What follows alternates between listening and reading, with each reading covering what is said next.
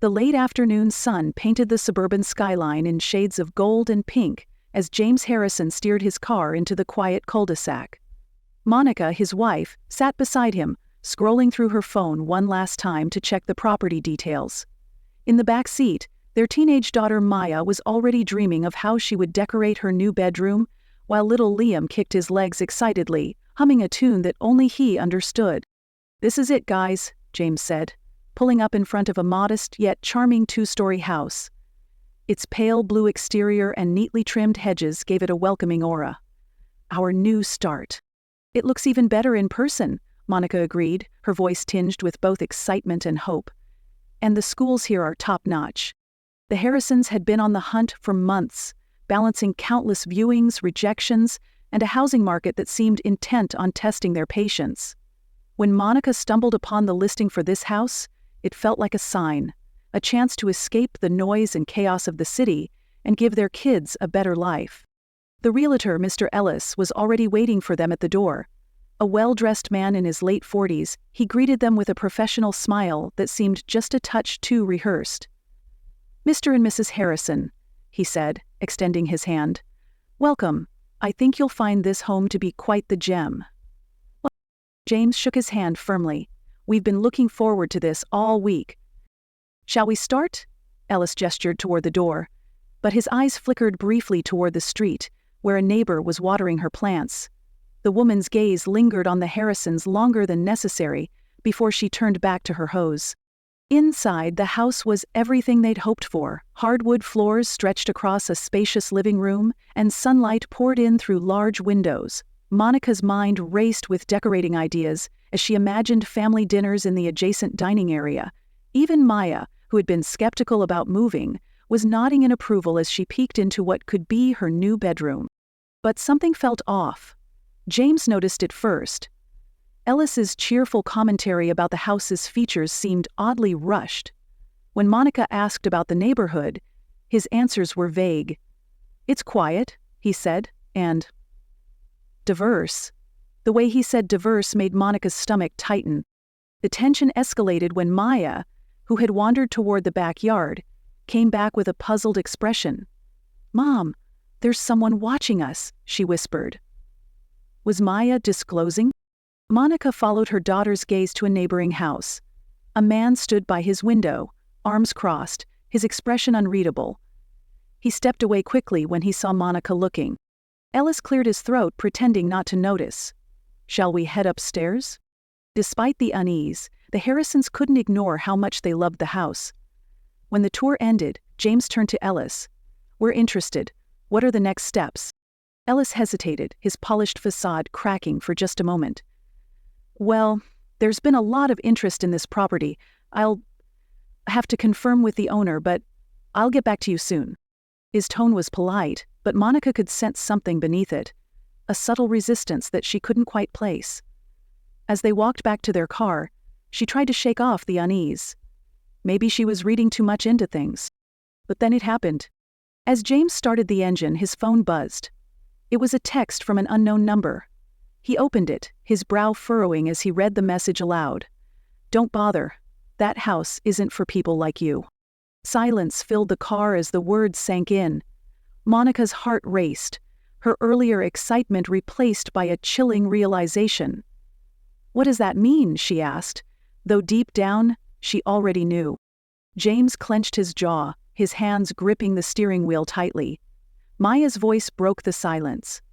"Are they saying we can't live here because we're black?" The question hung in the air, heavy and raw. Liam, too young to understand the weight of the moment, looked around in confusion. "Why can't we live here, Daddy?" James exhaled slowly, his anger simmering beneath the surface. "We'll figure this out," he said firmly. "We're not giving up." But as they drove away, the perfect home they had dreamed of began to feel like a battleground. One that would test their resilience, their unity, and their determination to fight for what they deserved. The mood in the Harrison household was a mixture of disbelief and simmering frustration. Monica paced the living room, her phone in hand, scrolling through listings that suddenly seemed less promising. James sat at the dining table, staring blankly at his laptop, pretending to research other homes while replaying the text in his mind. "Don't bother. That house isn't for people like you." "I just don't get it," Monica said, breaking the silence. "Why show us the house if they had no intention of letting us have it?" James closed his laptop with a heavy sigh. Because they didn't think we'd actually want it. Maybe they thought we'd back out on our own." "But we didn't," Monica snapped, her frustration boiling over. "And now they're making it clear they never wanted us there." Maya, sitting cross-legged on the couch, looked up from her tablet. "What if we just show them we don't care what they think? Can't we just fight for it?" "It's not that simple, baby," James said gently.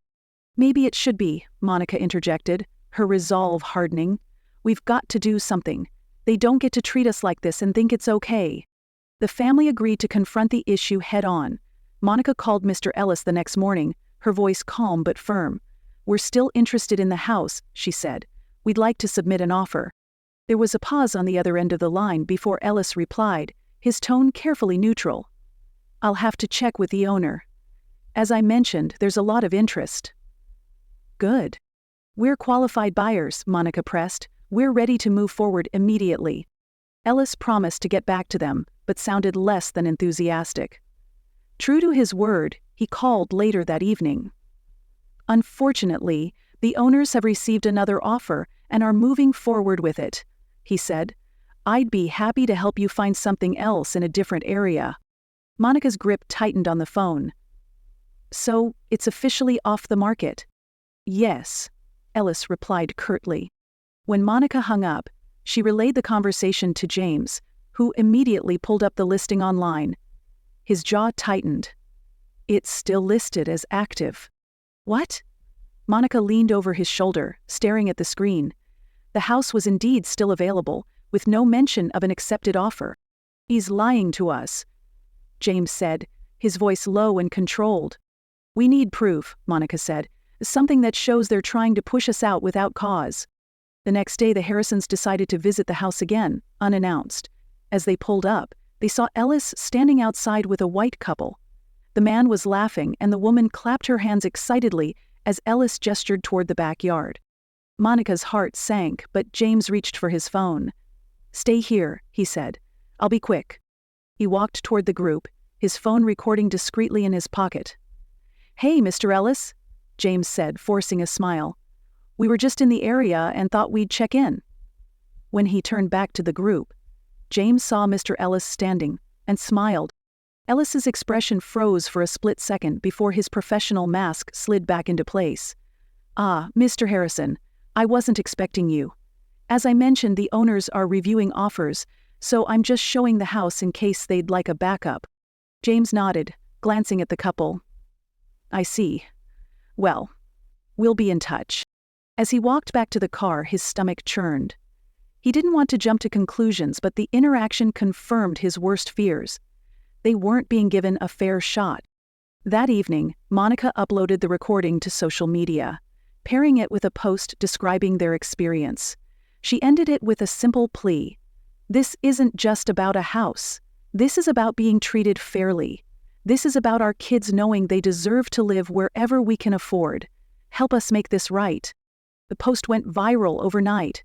Thousands of people shared it, many adding their own stories of discrimination. Local news outlets picked it up, and soon the Harrisons found themselves at the center of a growing conversation about housing inequality. Not everyone was supportive. Hateful messages began to trickle into their inbox, and some commenters accused them of playing the race card. But for every negative remark, there were dozens of messages of solidarity. "We're not alone in this," Monica said one evening, scrolling through the supportive comments. "People are paying attention. That's what matters." But as the spotlight on their story grew, so did the stakes. The Harrisons had started something they couldn't back away from, and the fight was far from over. The Harrisons woke to a whirlwind of notifications. Monica's social media post had gone viral overnight, reaching thousands of people who shared their outrage and support. Local activists and community leaders began tagging the family in their own posts, calling for housing reforms and justice. News reporters reached out, asking for interviews. But with the support came backlash. As Monica scrolled through the comments, she noticed a troubling mix of hateful remarks. Race baiting, some called it. Others dismissed the post as exaggeration or accused the Harrisons of trying to stir up drama. James, standing behind her with a cup of coffee, gently squeezed her shoulder. "Focus on the good ones, babe. There are more people with us than against us." Later that day, the family received a call from a local journalist, Samantha Reyes. "I'm working on a story about discriminatory housing practices," she explained. "Your experience highlights a systemic issue that needs attention.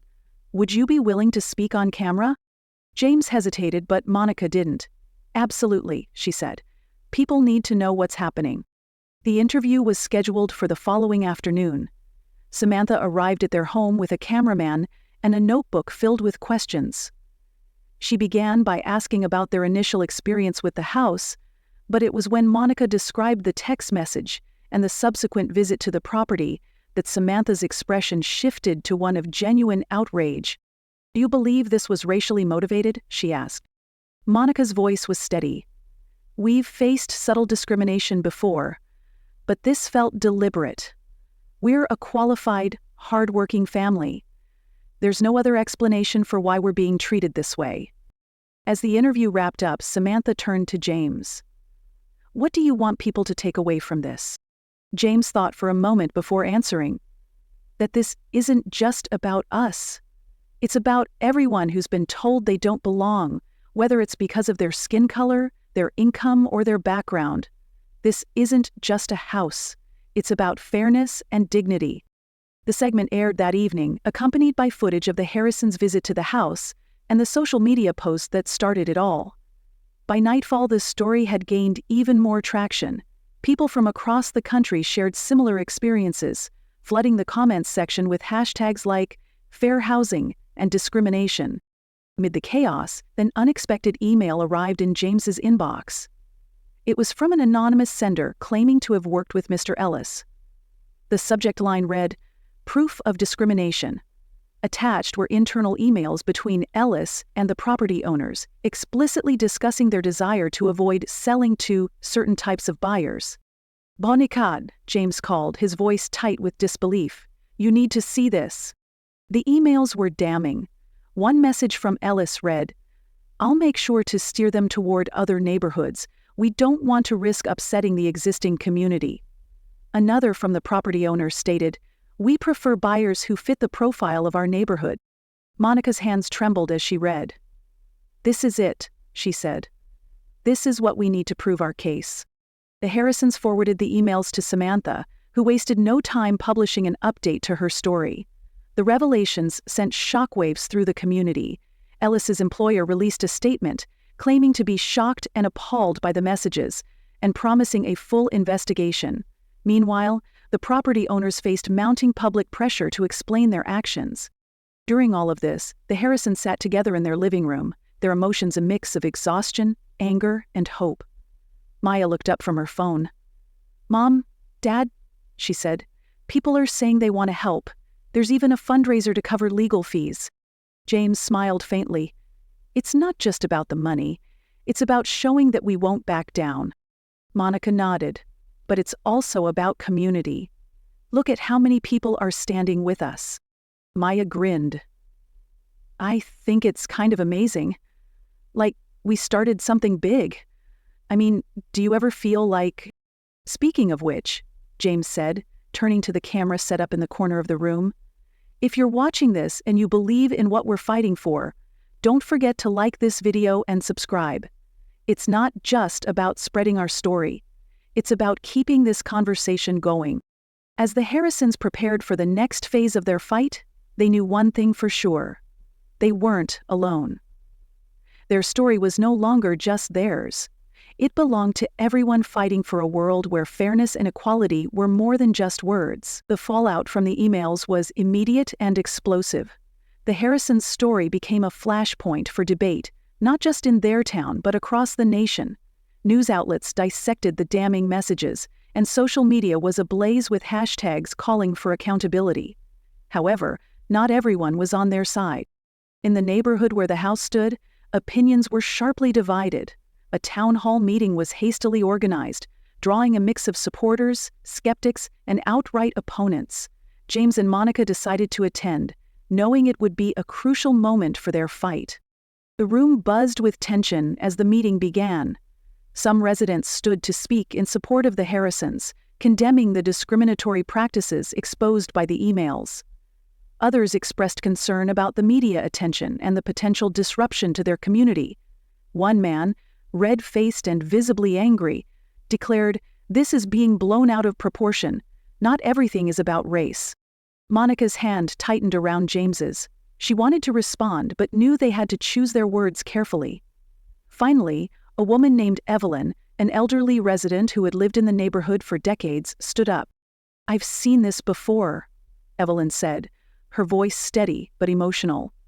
"Years ago, another family tried to move in, and the same kind of whispers started. They were pushed out quietly, and nobody said a thing. This time, we can't let that happen." Her words were met with a mix of applause and grumbling, but they gave Monica the courage to speak. She rose, her voice clear and resolute. "We're not here to disrupt your community. We're here because we believe in fairness. We want our children to grow up in a place where they know they belong, just like anyone else. This isn't about us. It's about what's right." The room fell silent for a moment before a young man in the back stood up. "I think what's happening to the Harrisons is wrong," he said. "If this can happen to them, it can happen to anyone. We need to stand up, not just for them, but for the future of our community." As the meeting adjourned, Monica and James were approached by several residents offering words of support. But, as they walked to their car, they found an anonymous note tucked under the windshield wiper. "Stay out. You're not welcome here." Back at home, the family tried to process the mixed messages they had received. Maya, scrolling through social media, suddenly exclaimed, "Mom, Dad, look at this!" She showed them a post from a prominent civil rights organization that had picked up their story and announced plans to investigate discriminatory housing practices in the area. "This is bigger than us now," James said, both proud and overwhelmed. "We're fighting for something much larger." Later that evening, James and Monica recorded a heartfelt update for their growing online audience. "We want to thank everyone who has supported us," Monica said, looking directly into the camera. "Your messages, your shares, your voices have made a difference. If you believe in this fight, please like this video and subscribe. Together, we can keep this movement alive." The next day, the backlash took on a more sinister tone. Overnight, someone had spray-painted the word "leave" in red letters on their driveway. Liam noticed it first as he ran outside to retrieve the morning newspaper. "Mom, Dad, come quick," he yelled. James froze as he stepped outside, his fists clenching at the sight of the graffiti. Monica's face turned pale, but her resolve hardened. "This is intimidation," she said, "and it's not going to work." They reported the incident to the police, who promised to investigate, but the officers' detached tone did little to reassure them. Monica decided to address the situation head-on by sharing a photo of the vandalism on social media, writing, "This is what happens when you stand up for what's right, but we won't back down. Hate has no place here." The post garnered an outpouring of support, with hundreds of people pledging to stand with the Harrisons. Community members organized a solidarity rally in front of the house, and by evening, dozens of neighbors and activists gathered, holding signs that read, "No hate in our neighborhood," and "Fair housing for all." Among the crowd was Evelyn, the elderly woman who had spoken at the town hall. She approached Monica with a determined expression. "I'm here for you," she said, "and so were a lot of us. Don't let the cowards win." James took the microphone at the rally and addressed the crowd. "This fight isn't just about us," he said. "It's about making sure no one has to go through what we're going through. It's about creating a community where everyone feels welcome." As the rally ended and the crowd dispersed, the Harrisons felt a renewed sense of hope. But they knew the road ahead would be long. The investigation into Ellis and the property owners was ongoing, and the family remained vigilant against further intimidation. That night, as they sat together in the living room, Liam asked, "Are we going to be okay?" Monica pulled him close and kissed his forehead. "We're going to be more than okay," she said. "We're going to make a difference." James glanced at the camera set up nearby and nodded. "If you believe in what we're doing, please like this video and subscribe," he said. "Your support gives us strength and keeps this fight alive." As the Harrisons prepared for bed, the words spray-painted on their driveway lingered in their minds. But so did the sight of the crowd that had gathered in solidarity. For every act of hate, there was an even stronger act of love and support. And that, they knew, was how they would prevail. The days following the Solidarity rally brought a whirlwind of activity for the Harrisons. Local news continued to cover their story, and national outlets began picking it up as well.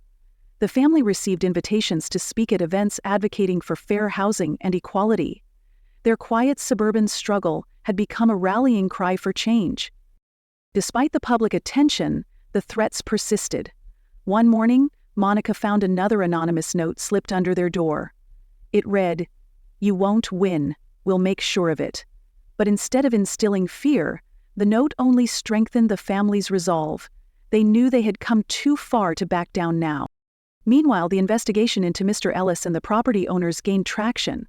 Samantha Reyes, the journalist who had first covered their story, revealed a series of internal documents that painted a damning picture of systematic discrimination within the real estate agency. Emails from other cases showed a pattern of steering minority buyers away from predominantly white neighborhoods. This wasn't just a single incident, it was part of a much larger problem. The revelation sparked outrage. Community leaders called for the resignation of key figures within the agency, and protests erupted outside its offices. James and Monica, though reluctant to be in the spotlight, agreed to speak at one of the rallies. Standing before a crowd of hundreds, Monica said, "This fight is no longer just about us. It's about everyone who has ever been told they don't belong. We're here to say enough is enough."